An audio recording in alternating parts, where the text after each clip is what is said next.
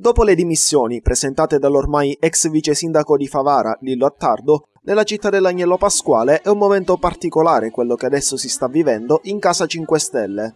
Dal canto suo, la sindaca pentastellata Anna Alba non ha ancora rilasciato dichiarazioni in merito alle dimissioni del suo vice e si riserva del tempo per riflettere al riguardo. Ma, come detto, tira una certa aria tra gli attivisti del movimento e, se nulla al momento giunge dal vertice dell'amministrazione comunale, a prendere la parola sono invece i consiglieri di maggioranza Carmelo Sanfratello, Carmelo Costa e Calogero Pirrera, eletti e in forza tra le fila dei 5 Stelle.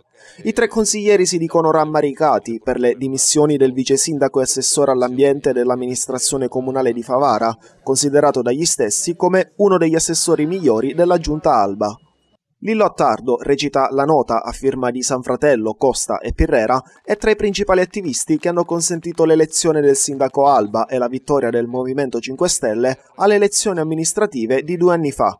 Il peggioramento delle condizioni finanziarie dell'ente, causato da una paralisi amministrativa che perdura da mesi, aggiungono i consiglieri, è a nostro avviso la causa che ha fatto maturare la decisione di non continuare a stare nell'immobilismo in cui oggi si trova il comune di Favara.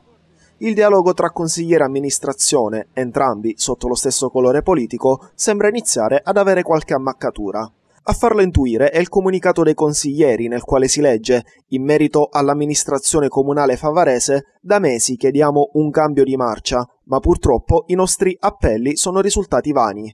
Carmelo Sanfratello, Carmelo Costa e Calogero Pirrera fanno riferimento a temi quali l'accertamento e la riscossione, il potenziamento dell'ufficio tributi, a loro dire rimasto solo un miraggio, il controllo del territorio e l'abusivismo dilagante.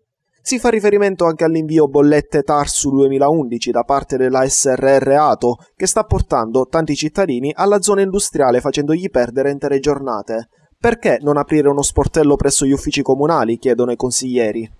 Gli stessi si augurano che le dimissioni del vice sindaco Attardo siano da stimolo a far meglio per uscire dalla palude e cercare di attenuare le gravissime condizioni finanziarie in cui versa l'ente.